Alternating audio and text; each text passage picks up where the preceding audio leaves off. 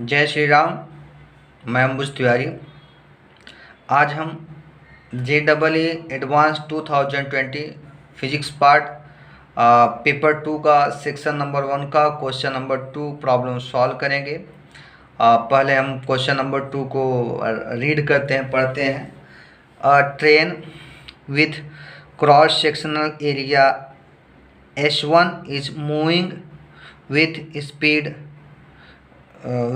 v/t inside a long tunnel of cross-sectional area S0, where S0 equal to 4S1. Assume that almost all the air density rho in front of train flow back between its sides and the walls of the tunnel. Also, the airflow with respect to the train is steady and laminar. Take the ambient pressure and that inside the train to be P0. If the pressure in the region between the sides of train and the tunnel is P, then P0 minus P equal to 7/2n rho VT square. The value of n is. हमें problem दिया गया है कि एक tunnel है जिसका long length है, उसमें एक ट्रेन जिसका क्रॉस सेक्शनल एरिया S1 है एंटर करता है विथ वेलोसिटी v/t से। जब एंटर करता है तो एयर जो होते हैं ट्रेन के सामने, हेड के सामने जो एयर होता है वो सामने की तरफ मूव करता है, और उसके बाद जो वॉल्स होते हैं ट्रेन के साइड्स और टनल के वॉल के बीच में से पीछे की तरफ आता है। ये कंडीशन दिया गया है, और ये दिया गया है कि जो air flow with the respect to train is steady flow हो रहा है एंड द लैमिनर है। तो take ambient pressure and that inside the train to be P0, मतलब P0 प्रेशर है ट्रेन के अंदर। तो if the pressure in the region between the sides of train और टनल P है, तो हमें वो n की वैल्यू फाइंड करना है। तो ये एक्चुअली ये बर्नौली थ्योरम से प्रूफ होता है। इसको हम बर्नौली थ्योरम यूज करके एक्सप्लेन कर सकते हैं। इसके लिए सबसे पहले हम स्टेडी फ्लो को समझ लेते हैं। स्टेडी फ्लो क्या होता है कि जब flow of air does not change with the time, जब एयर का वेलोसिटी टाइम के साथ चेंज नहीं होता तो उसको हम बोलते हैं स्टेडी फ्लो। और लैमिनर फ्लो क्या होता है? लैमिनर फ्लो या स्ट्रीमलाइन फ्लो होता है। तो laminar flow means air travel smoothly और इन रेगुलर पथ, मतलब कि जब लैमिनर फ्लो है तो उसमें जो एयर होते हैं एक रेगुलर स्मूथली पाथ पे ट्रेवल करते हैं इन अ रेगुलर मैनर पे, मतलब एक लाइन में फ्लो करते हैं। The fluid or air in contact with the horizontal surface stationary, मतलब जो हॉरिजॉन्टल सरफेस से जो एयर का कॉन्टेक्ट में होगा वो स्टेशनरी होता है। But all the other layer slide over इसके ऊपर जो लेयर होते हैं एक दूसरे पे स्लाइड करते हैं। इन स्ट्रीम लाइन फ्लो और laminar flow velocity of air at a given point is always constant both in magnitude and direction. मतलब कि अगर स्ट्रीम लाइन या लैमिनर फ्लो में होता क्या है कि वेलोसिटी ऑफ एयर की जो वेलोसिटी होती है एक पर्टिकुलर गिवन पॉइंट पे, एक पॉइंट पे वो ऑलवेज कांस्टेंट होता है both in magnitude and direction और मैग्नीट्यूड भी उसका कांस्टेंट होता है।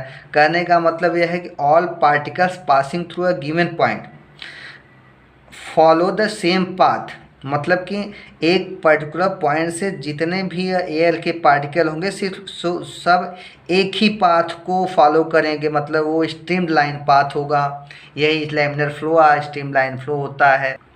अब हम ट्रेन से रिलेटेड कुछ थ्योरी एक्सप्लेन करेंगे। देखिए ये हमारा AB जो है, ये अपना A से B एक टनल है और जिसका एक क्रॉस सेक्शनल एरिया है, क्रॉस सेक्शनल एरिया जिसको S0 दिया गया है, क्रॉस सेक्शनल एरिया S0 है। अब यहाँ पे ट्रेन है, ये ट्रेन है, ट्रेन का क्रॉस सेक्शनल एरिया, ये ट्रेन का क्रॉस सेक्शनल एरिया जो है S1 है, मतलब ये cross sectional area of the train है। ट्रेन का क्रॉस सेक्शनल एरिया जो है ये S1 है, cross sectional null area of train, ये जो है H1 दिया गया है। अब जैसे ही ट्रेन एंटर करता है टनल के प्रवेश मार्ग पे, जैसे ही ट्रेन टनल के प्रवेश मार्ग पे एंटर करेगा, तो उस समय क्या होता है कि जो ट्रेन का हेड के सामने जो एयर होता है वो कंप्रेस्ड हो जाता है, वो कंप्रेस्ड होके आगे की तरफ बढ़ता है। तो ये आगे की तरफ बढ़ेगा तो उसी वेलोसिटी से बढ़ता है जिस वेलोसिटी से ट्रेन मूव करता है, तो आगे की तरफ ही एयर फ्लो हो जाएगा, तो कंप्रेशर होगा, compressor of the air molecule compressed हो जाएंगे, तो ये कंप्रेस्ड होकर के आगे की तरफ जाएंगे। आगे जो है रेयर फ्रैक्शन होता है, यहाँ से रिफ्लेक्ट होने के बाद फिर बैक साइड में आएंगे, फिर पीछे की तरफ फ्लो करेंगे। ये रेयर फ्रैक्शन की तरफ रिफ्लेक्टर है, रेयर फ्रैक्शन की तरफ पीछे की तरफ मूव करेंगे। तो इसमें क्या होता है, एक जो है एयर जो है फ्लो हो रहा है इन the direction of motion of the train. एक ये है एयर जिसका क्रॉस सेक्शनल एरिया S1 है, मतलब एयर जो है S1 क्रॉस सेक्शनल एरिया में फ्लो करेगा, कंप्रेस्ड होता है, आगे की तरफ मूव करता है। और जो रिफ्लेक्शन होकर रेयर फ्रैक्शन बनता है वो इस एरिया में between the sides of train और वाल जो है टनल के वाल के बीच का जो एरिया है, क्रॉस सेक्शनल एरिया है, ये एरिया इसमें से फ्लो करके पीछे की तरफ आएगा। तो cross sectional area between side of train and wall of tunnel और ट्रेन के साइड के बीच का क्रॉस सेक्शनल एरिया क्या होगा, जो पूरा एरिया है ये पूरा एरिया टनल का है, उसमें से ये एरिया हम ट्रेन का क्रॉस सेक्शनल एरिया सब्ट्रैक्ट कर देंगे, तो क्रॉस सेक्शनल एरिया जाता है S0 माइनस S1। अब हमें सिर्फ यही थ्योरी यूज करना है, इस साइड में एयर फ्लो हो रहा है, इसका वेलोसिटी VT वेलोसिटी कंप्रेशन होगा, और ये जो रेयर फंक्शन की तरफ अपोजिट डायरेक्शन में एयर फ्लो हो रहा है उसका हम वैल्यू V0 सपोज कर लेंगे। अब उसके बाद बर्नौली थ्योरम यूज करेंगे। तो अभी हमने थ्योरी को देखिए, when train enters in a tunnel a compression wave is induced propagating along the tunnel. मतलब जब ट्रेन जैसे एंटर करता है तो एक कंप्रेशन वेव ट्रेवल करता है, मतलब एयर कंप्रेस्ड होता है is induced propagating along the tunnel की तरफ प्रोपागेट मूव करता है, वो वेव टनल के डायरेक्शन में मूव करेगा। And this wave is reflected at the opposite of entrance as rare function, और ये वेव रिफ्लेक्ट होगा एट द अपोजिट एंट्रेंस, मतलब कि जो मुख्य द्वार के प्रवेश मार्ग के अपोजिट डायरेक्शन से रेयर फंक्शन के रूप में अपोजिट डायरेक्शन में फ्लो करता है। मतलब कि एंट्रेंस डायरेक्शन आगे की तरफ है तो उसके पीछे के डायरेक्शन में फ्लो करेगा।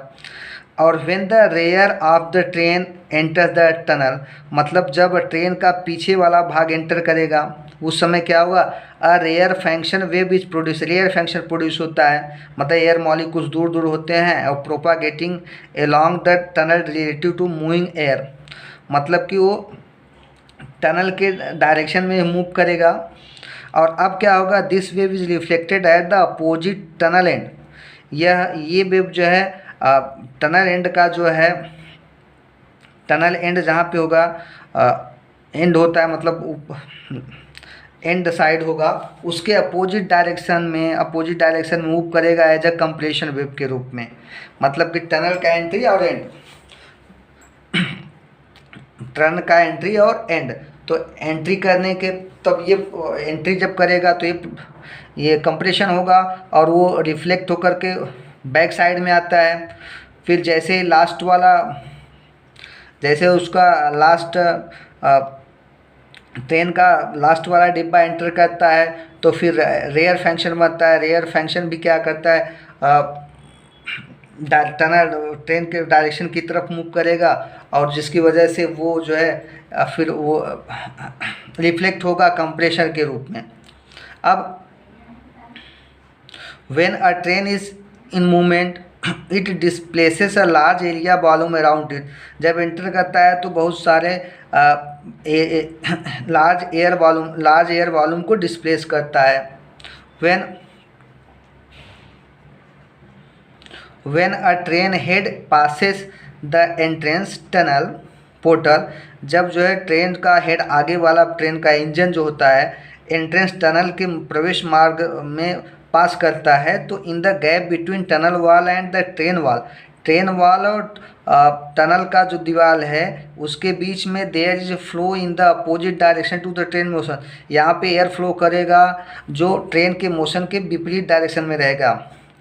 The velocity induce air flow in direction of motion train is equal to the velocity of train, लेकिन जो कंप्रेस्ड वेब होगा, जो एयर कंप्रेस होकर आगे की तरफ बढ़ेगा, उसकी वेलोसिटी ट्रेन की वेलोसिटी के बराबर होता है। अब हम न्यूमेरिकल सॉल्व करते हैं। अब देखिए यहाँ पे ट्रेन एंटर किया, यहाँ पे ट्रेन एंटर करता है टनल में एट द एंट्रेंस पे। तो जैसे एंटर किया तो ये जो है कंप्रेशन एयर फ्लो आगे की डायरेक्शन में मूव करेगा, कंप्रेशन के रूप में कंप्रेशन होगा और एयर मॉलिक्यूल्स इस डायरेक्शन में मूव कर रहा है। तो इसका कंप्रेशन का जो वेलोसिटी होगा वो ट्रेन की वेलोसिटी के बराबर होता है। मतलब ये एयर इस ट्यूब में, ये एक हमने ट्यूब सपोज किया ये है, इसका क्रॉस सेक्शनल एरिया S1 है और वेलोसिटी V1 से V/t से मूव कर रहा है। और हमने माना कि ये जो है ये जो एयर मॉलिक्यूल्स हैं ये ट्रेन के अपोजिट डायरेक्शन में V0 वेलोसिटी से मूव कर रहा है और इसका क्रॉस सेक्शनल एरिया क्या है, इतने क्रॉस सेक्शनल एरिया में ये एयर बैक साइड में मूव कर रहा है, बैक डायरेक्शन में मूव कर रहा है, opposite to the direction of motion of train इस डायरेक्शन में जा रहा है और इधर फ्लो हो रहा है opposite to the direction of train. तो यहाँ का क्रॉस सेक्शनल एरिया हो जाएगा ये पूरा एरिया S0 माइनस S1, तो इसका एरिया ये है। तो अब हम बर्नौली थ्योरम यूज करके प्रॉब्लम को सॉल्व करें।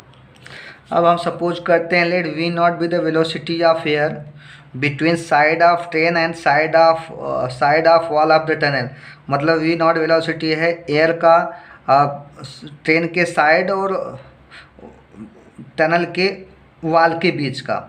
तो बाय बर्नौली थ्योरम यूज करेंगे। पहला P0 है pressure inside the train plus half rho VT square, मतलब ये density of air and VT square is velocity of train, मतलब ये जो है वेलोसिटी ऑफ एयर होगा। वेलोसिटी ऑफ कंप्रेशन या कंप्रेशन जो वेव होता है उसका वेलोसिटी VT स्क्वायर से होगा। तो ये जो एयर है जो आगे की तरफ कंप्रेशन प्लेट होता है उसका उस एयर का वेलोसिटी होगा इक्वल टू ट्रेन के वेलोसिटी के बराबर। तो ये V²/t हो गया इक्वल टू P हो गया। P क्या है, pressure between sides of train and side of wall of tunnel हो गया। और हाफ रो V0 स्क्वायर, रो क्या है डेंसिटी ऑफ एयर और V0 क्या है velocity of air between side of train and side of wall, ये हो गया। तो हम यहाँ से निकाल लेंगे P minus P0 equal to half rho V0 square minus VT square. अब क्या करेंगे, हम कंटिन्यूटी इक्वेशन अप्लाई करेंगे। कंटिन्यूटी अप्लाई करेंगे कि देखिए पहला जब ट्रेन एंटर करेगा तो air flow in the direction of motion of train में एयर VT वेलोसिटी से मूव करेगा। किस वेलोसिटी से, V/t वेलोसिटी से एयर मॉलिक्यूल्स कंप्रेस्ड हो गए along the direction of tunnel. तो अवेलेबल उसका क्रॉस सेक्शनल एरिया क्या होगा, cross sectional area of tunnel होगा S0 VT इक्वल टू, अब जो air molecules moves opposite to the direction of train between side of train and side of wall of tunnel, उसमें जो cross sectional area available होगा वो होगा S0 minus S1 होगा और उसका वेलोसिटी है V0। तो S0 minus S1 bracket close V0 हो गया। S0 की वैल्यू है 4S1, तो 4S1 की वैल्यू हो गया 4S1 minus S1 V0 upon VT। तो 4S1 equal to 3S1 V0 upon VT, तो 4/3 VT की वैल्यू V0 हो गया। अब हम वैल्यू ऑफ V0 पुटअप कर देंगे। P0 minus P half rho in bracket 4/3 VT square minus VT square हो गया 1/2 rho 16 V T square upon 9 minus V T square bracket close, this is equal to 1/2 rho 16 minus 9 हो जाएगा तो 7 V T square upon 9, so P not minus P 7/2 into 9 rho V T square. अब comparing with the P minus P not minus P को 7/2 N रो V T square, तो N की value 9 होगा। तो इस 10 के प्रॉब्लम को हम बर्नौली थ्योरम यूज करके इस प्रकार सॉल्व करते हैं। आपने हमें सुना, इसके लिए हम आप सबके आभारी हैं। धन्यवाद। जय श्री राम।